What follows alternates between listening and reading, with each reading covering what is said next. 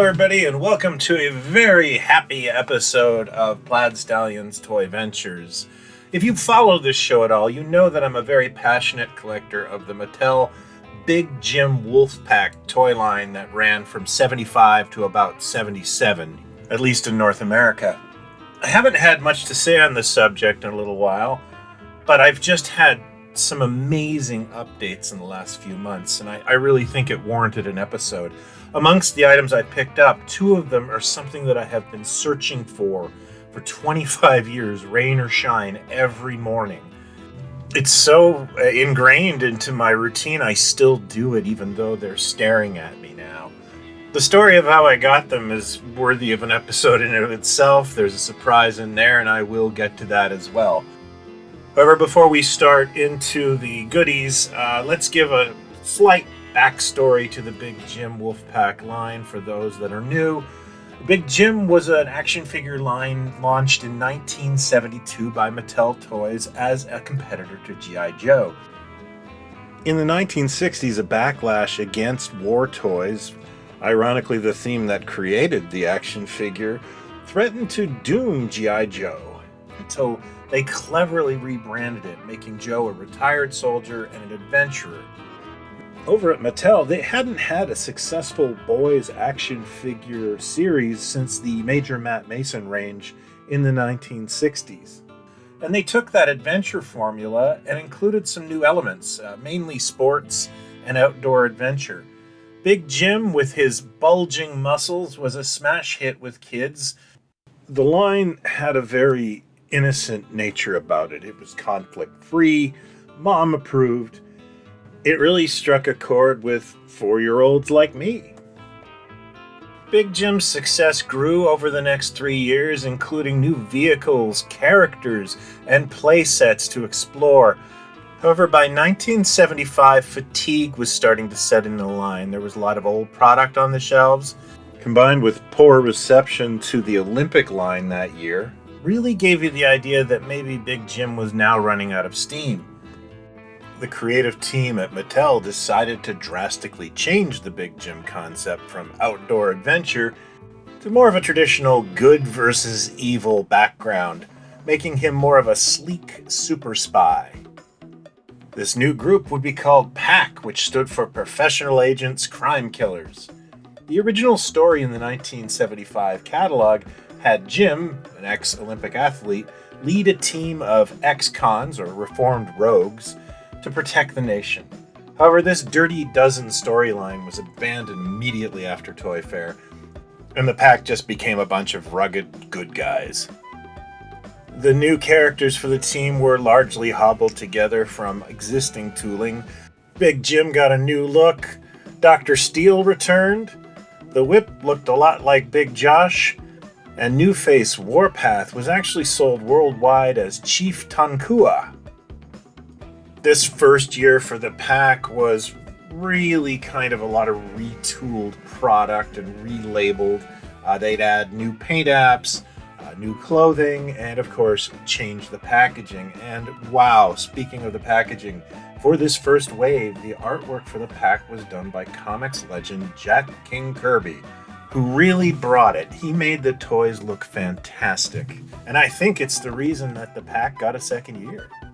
Many of the themes of the pack were touching on what would be in the pop culture zeitgeist at the time, like Billy Jack and Bruce Lee movies. Despite having the name Killer literally in their logo, the pack were actually experts in non-lethal weapons. Some of my favorite little changes they did with the pack are the hand tattoos each member has. Another wonderful touch were these boots with wolf paw prints, the track of the pack, which every member wore except for Dr. Steel, who is too cool for shoes. You can turn Big Jim double trouble and lead Torpedo Fist on a dangerous pack mission against their archenemy, Zorak. Ambush. You turn Big Jim fierce and make Torpedo Fist punch out. A pack victory. Till next time. Big Jim and the Wolf Pack would return in 1976 in a much more polished format. Mattel had truly fleshed out concept of a super spy organization, and we're using a lot less tooling from the old Sportsman days. The theme for the pack line now was Double Trouble, a more than meets the eye of the 1970s and very similar to what Mask did in the 1980s. Innocent items turn out to be spy gear. Mattel also worked with Marvel Comics to produce a promotional comic book with art by John Busceuma, explaining the origins of each member of the pack and their Double Trouble equipment. Jack Kirby did not return for the new deluxe packaging for the figures, but we have a beautiful Marvel style to them, and of course there's a comic book on the back of each one giving you their full origin stories. To me, this is one of the best rebrandings I have ever seen, and of course I was 5 years old when this hit. I was absolutely obsessed with this toy line, and I remember my heart just breaking when he was gone from the toy shelves. So with that history and my personal history aside, I want to go into some of the things I've been picking up, and of course, we'll segue into my major find, but I just wanted you to have a little context. So hang tight and get ready for some Double Trouble action.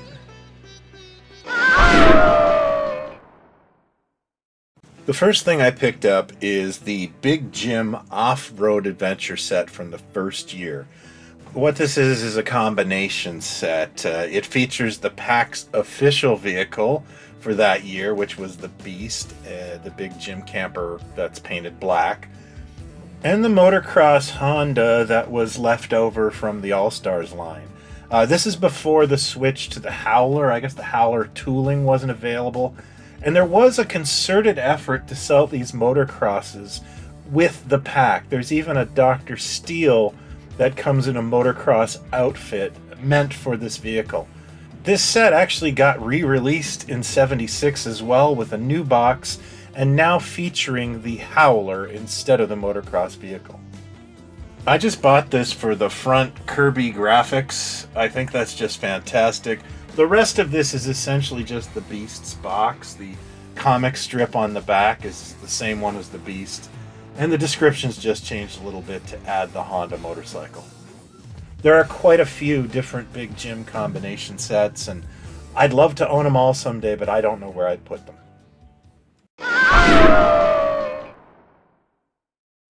This next piece is actually the thing that kind of kicked off this little spree of mine, and this is the Double Trouble disguise for Ski Patrol. Now there's 8 different Double Trouble disguises in this line. 4 are kind of a higher price ticket deluxe version, and the other 4 are kind of a no frills version, lower price point, and there really isn't any sort of double trouble to them. This one was particularly interesting to me because it's a Canadian edition. There's actually a sticker on it about Mattel Canada. I've never really been on the hunt for this set, but seeing it on a Canadian card, which is something I have never seen before, I had to have it, and I'm glad I picked it up because it led me down a path of more Big Jim stuff. I think the set I most want on this card would be the martial arts set, as I do love to collect karate gis, but this one is pretty dandy. And speaking of Double Trouble sets, I have gotten myself into some Double Trouble by picking up not 1, but 2 of these deluxe sets. I have a real soft spot for these, especially this set, the Miner Underworld Fighter. Just an innocent miner with a drill, and then it converts into this amazing machine gun situation. This is one of those situations where I wasn't particularly looking for this piece. They are kind of large and cumbersome, but I stumbled across a buy it now that was just so fair. I was like, yeah, this is happening. This is coming home with me. And because I did that, I decided to pick up another favorite set from this series. The Photographer Master Spy set is really interesting. First of all, he comes with a really noticeable spy outfit, complete with fedora and the Wolfpack logo. And then, of course, it comes with a movie camera. And the Double Trouble twist is you also have a machine gun, a Tommy gun in particular. This one isn't quite the most well thought out set, but it is kind of gorgeous.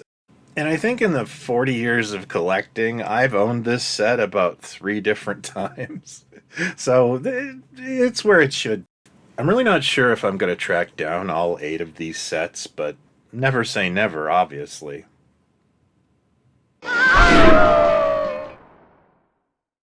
Before I get to the big reveal, I wanted to let you know that Toy Ventures will be making some appearances this summer in a town near you. First off, we have San Diego ComicCon. We will have a table July 25th to 28th at San Diego ComicCon. Please look us up. And August 17th to the 18th, I will be at Mego Meet/ZoloCon in Warminster, Pennsylvania. Hope to see you there.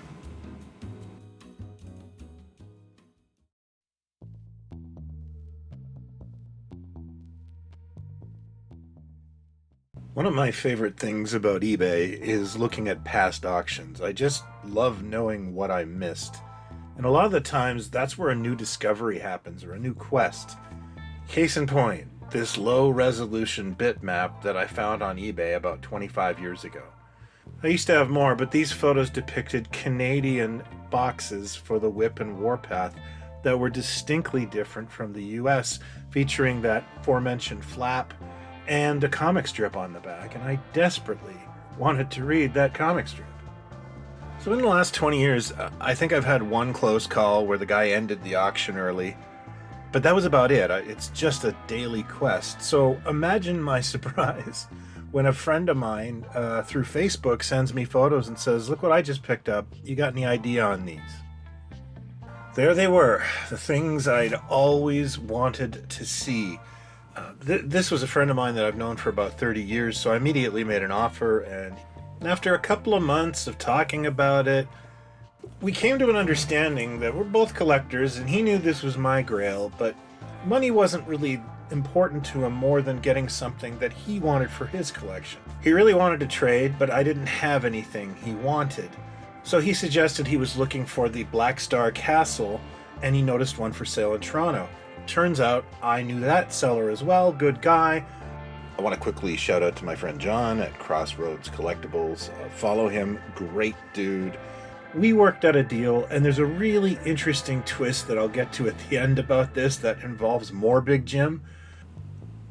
About 24 hours after picking up the BlackStarr castle, I met my friend, ironically, at a flea market, because that's where I met him 30 years ago, and we did the trade. So I can now present to you my grails, the Canadian boxed Whip and Warpath from Big Jim P.A.C.K.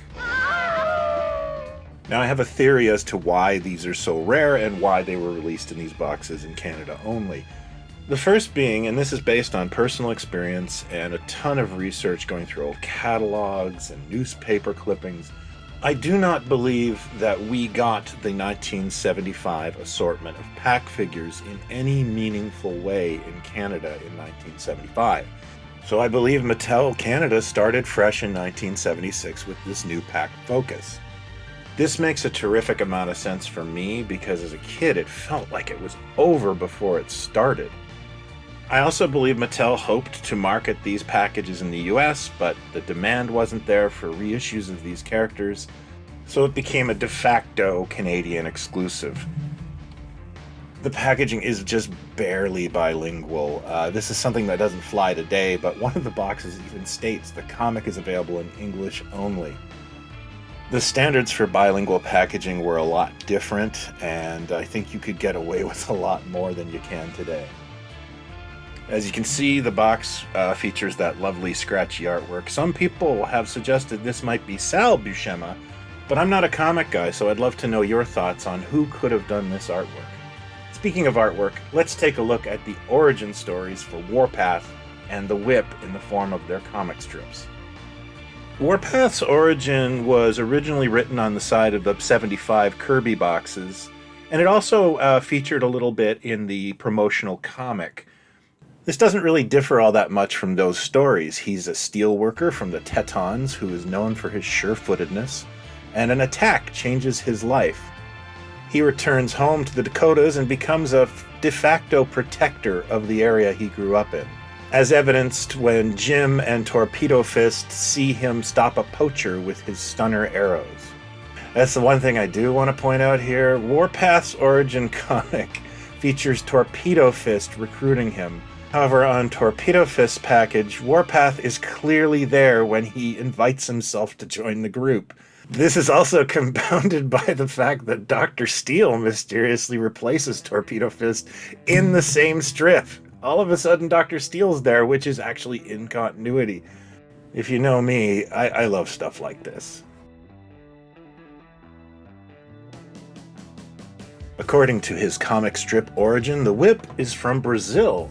When he was a young merchant seaman, he got robbed by two guys using bolas who left him a note admonishing him for his weapons knowledge. I'm really not sure what that's supposed to mean. This began an obsession with weapons for the whip. He mastered the Japanese shinai stick, a clever reuse of Mattel tooling. Then he was off to Australia to trade his watch for 4 boomerangs from a guy named Digger. I don't know about you, but I'm pretty sure that's Captain Boomerang. And finally, in Marrakesh, he took his trademark weapon, the whip, from a human trafficker. He proves his worth in the pack by capturing 2 guys trying to steal the Lazervette. And the pack was formed with an ow!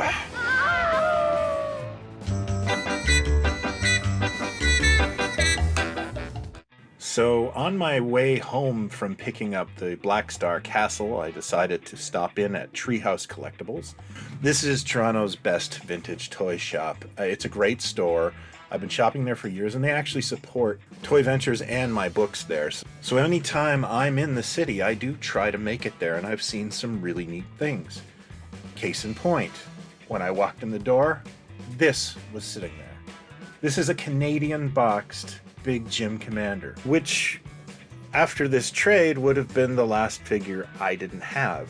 Now, I'm not made of money, and this deal was already kind of wiping out my resources, but I had an ace in the hole in the fact that I had the US box version of this Big Jim. I was able to sell it for more or less the same price I paid for the Canadian box, so this whole endeavor probably cost me like $20. And there you have it. This is a complete, to my knowledge, set Canadian boxed Big Jim Wolfpack figures. I hold out hope for a red comic strip box for Dr. Steel, but I got a feeling this version is what we got here in Canada. It took me a long time to make this video because I really didn't know how to end it. I mean, wow, I can't believe I'm done. I hope I'm not done. I hope something pops up that I've never seen before, but right now I'll be content, and I've got to start selling some stuff to justify these purchases. That's all the time I have for Toy Ventures this week. I hope you've enjoyed it, and I really appreciate it if you did stay to the end. That really helps the channel out. If you're new to this, I hope you'll consider hitting like and subscribe. This is what we do every week. And if you're not new to this, please consider sharing it with a friend. Thanks as always, be well, and talk toys, not other people. Cheers.